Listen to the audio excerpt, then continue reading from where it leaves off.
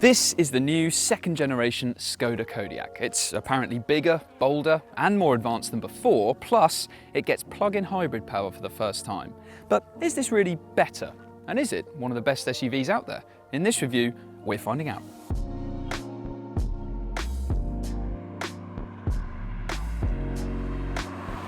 So the Kodiaq was the Czech manufacturer's first seven-seater, and really it struck gold at the first attempt, because when it was launched in 2017 it was pretty clear straight away that Skoda had created a brilliantly practical SUV that had a comfortable ride, loads of space, and of course offered Skoda's famous value for money. This is the second generation Kodiaq, and it does look a bit different on the outside. So this is the first production car to hit the roads with Skoda's new design direction on show, and as a result it does look slightly more rugged than it did before, with more squared off wheel arches, a more heavily sculpted bonnet, there's new font for the badging, and there's also a more prominent hexagonal grille at the front as well. You can also, as an option, get an LED light bar for this grille to light it up, and this is also the first Skoda to hit the road with the manufacturer's mildly updated logo. Inside, you get a 10-inch fully digital driver display. For the first time in a Kodiaq, you can also have a head-up display, and every version of this car now comes with this 13-inch touchscreen infotainment system. You also get this handy screen wiper, so you can clear off all your mucky fingerprints after you've finished using it. Now this comes with Apple CarPlay and Android Auto as standard, which is great. The system itself is okay. It can be a little bit slow. It does take a bit of getting used to because of a slightly convoluted layout to it. But for the most part, it's a reasonably good system, and great that you get Apple CarPlay and Android Auto as standard. But really, the main good news to report in this interior is the fact that Skoda has kept things nice and simple. So, while lots of other manufacturers are putting their climate controls on really fiddly, glitchy touch screens and giving us rubbish touch-sensitive buttons on steering wheels which are really difficult to use, Skoda, by contrast, has kept physical dials for the climate control. And you've also got nice, simple physical buttons on the steering wheel as well. And that means that adjusting simple things like the temperature or the fan speed is still very easy to do in this car. If all of that is on a touchscreen, it's far more distracting and far more frustrating to use, particularly while you're driving. Now these three dials down here, Skoda have called them smart dials, and they can adjust things like the temperature on these outer two ones and the heated seats. This middle one is actually configurable, so you can decide which different functions it can control. So you can use it as a volume knob, you can adjust the fan speed, and you can even cycle through some different drive modes as well, depending on the specification of the car. And they work very well. The only slight disappointment with them is the fact that they actually feel quite plasticky and wobbly and just not particularly expensive. So that is disappointing, to be honest. But generally, the quality in this interior compares very well to other seven-seat cars. This doesn't feel like a really rough, utility-focused seven-seater. Instead, you've got nice soft-touch materials around. You can also choose from some snazzy different finishes on this bit of the dashboard as well.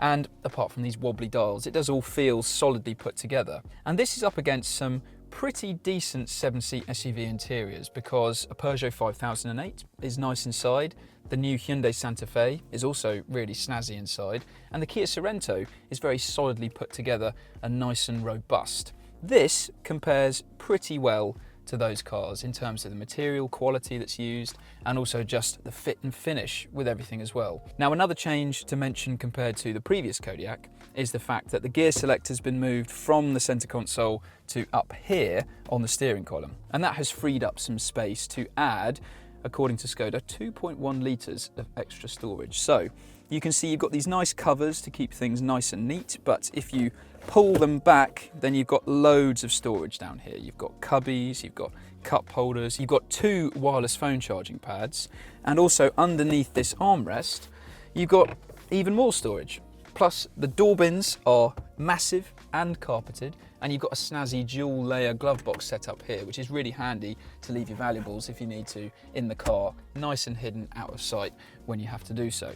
So overall, there is lots to like about the interior up front in this new Kodiaq.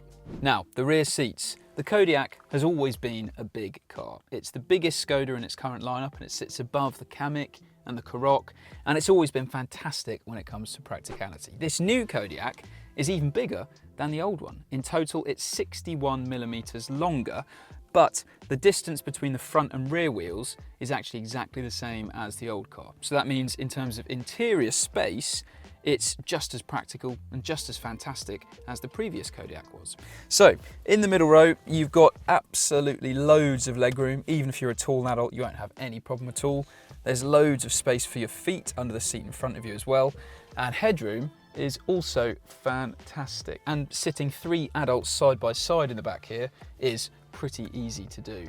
Now, these rear seats, you can slide them forwards and backwards, depending on whether you want to prioritise extra leg room in the back or extra boot space, but they only slide forwards 60-40. So I can slide this seat forwards on its own, but if you're in one of these 2 seats, then they go forwards and backwards together as one unit. And that is the same if you want to recline these backrests as well, which you can do. If you do that in one of these seats, then they go backwards and forwards as one. But you can, if you need to, fold down this middle seat completely to give you easy access to the boot if you need it. So in this middle row, it is fantastically spacious. But what is the third row like? Well, let's talk access first. So how easy is it to get into the third row?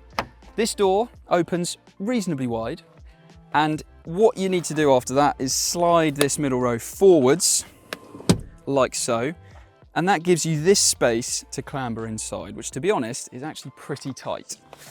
And then once you're in, what's it like back here? Well, Skoda reckons that with a slight rejigging of this roof lining, the new Kodiaq offers 15 millimeters more headroom in the third row than you had in the previous car.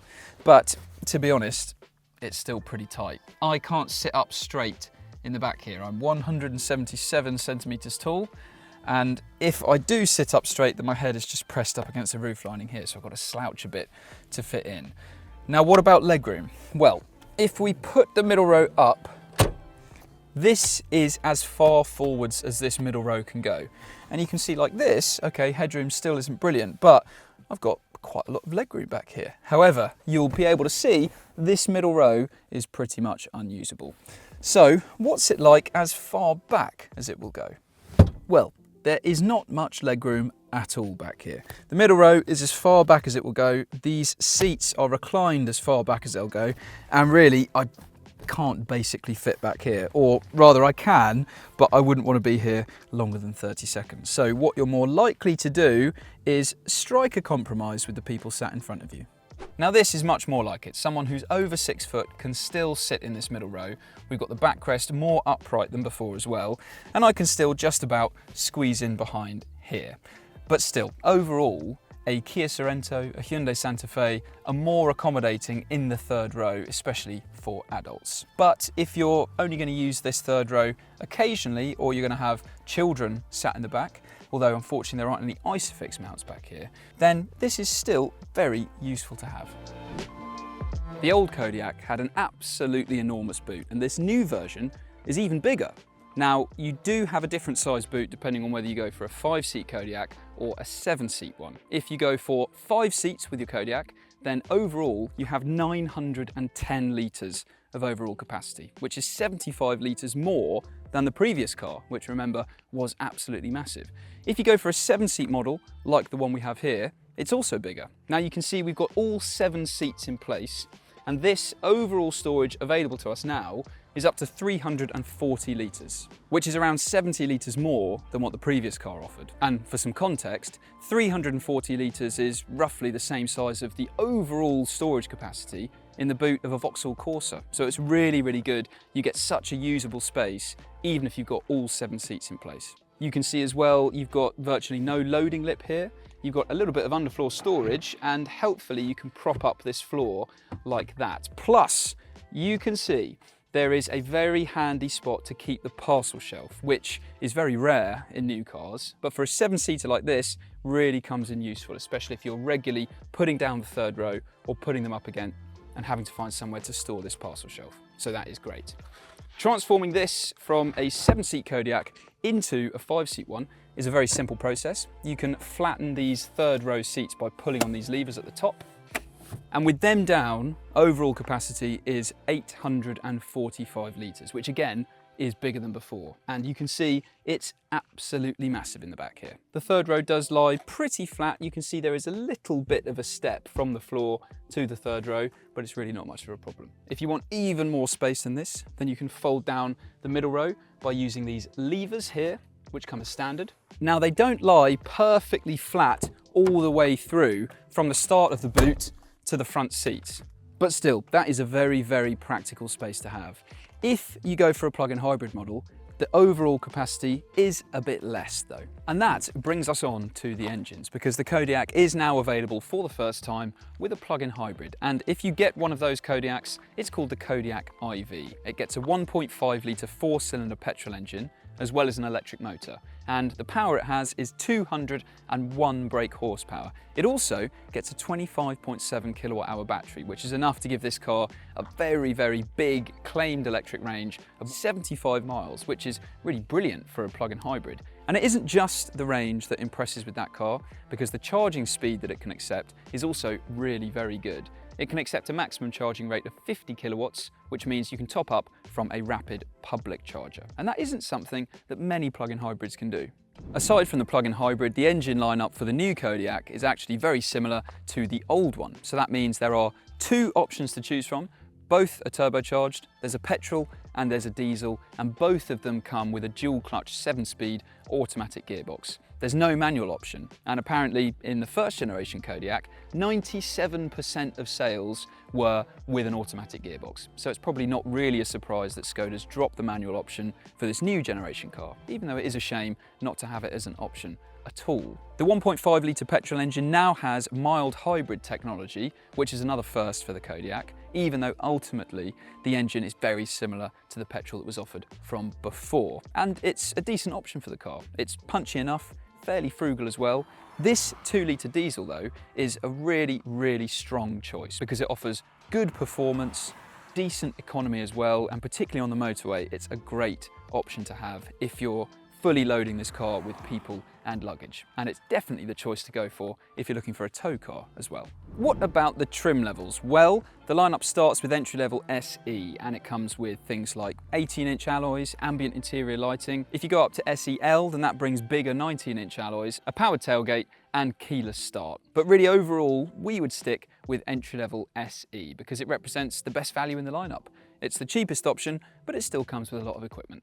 If you want a 7-seat Kodiaq, by the way, it's about £900 extra to jump from a 5-seat Kodiaq to a 7-seat Kodiaq. Whether you want or need 7 seats is really up to you. Are there any other options that you should consider adding? Well, metallic paint is definitely one, and remember you can choose your interior design as well. Loft comes as standard, lounge is a pretty pricey extra on the entry-level trim, and suite is a no-cost option on SEL. There are also a lot of packs to choose from. None of them strike us as being particularly crucial to add, but the driving assistance package gets you adaptive cruise control as well as heated rear seats and a heated steering wheel. It might be worth considering if you do a lot of motorway miles, especially in winter. When it comes to reliability, the new Kodiaq is, as you imagine, too new for us to know exactly how reliable or not it is. But what we do know is that in our latest reliability survey, which is the 2023 What Car Reliability Survey, Skoda as a brand overall finished a middling 16th out of 32 manufacturers, which is okay.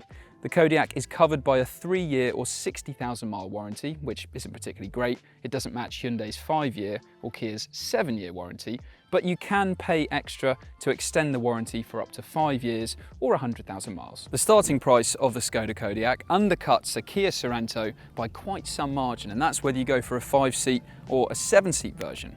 And compared to a Peugeot 5008, the pricing is also pretty similar to that. So overall, considering the size of this car, it does seem pretty good value. But is it worth the money? What is the Kodiaq like on the road? Well, the old car was really good. It was comfortable, it was decent to drive.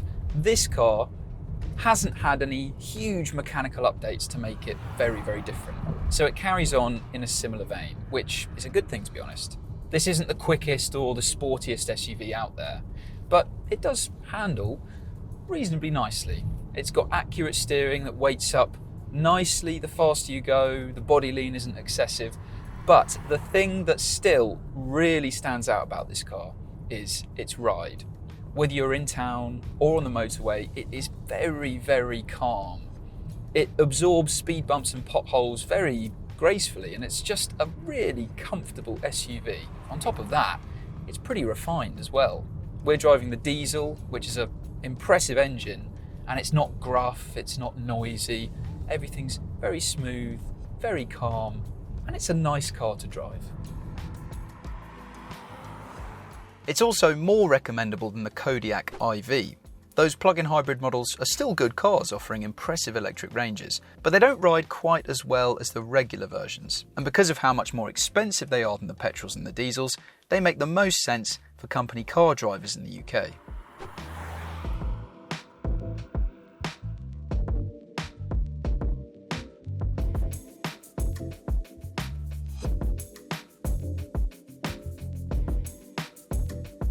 So the Skoda Kodiaq is a fantastic all-rounder. It offers a swish interior, lots of space, and a really, really comfortable ride. And it can seat up to 7 people. Yes, ultimately there are 7-seaters out there which are more spacious right in the back of the third row.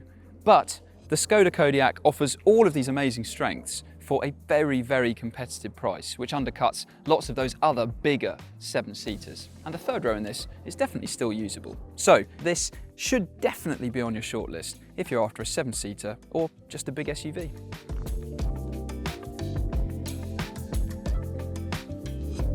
Thanks very much for watching this review. If you want to see another one, then click up there. And if you want a great deal on the Kodiaq, and if you want to read our extended written review of this car and all of its rivals, click on that link to go to whatcar.com.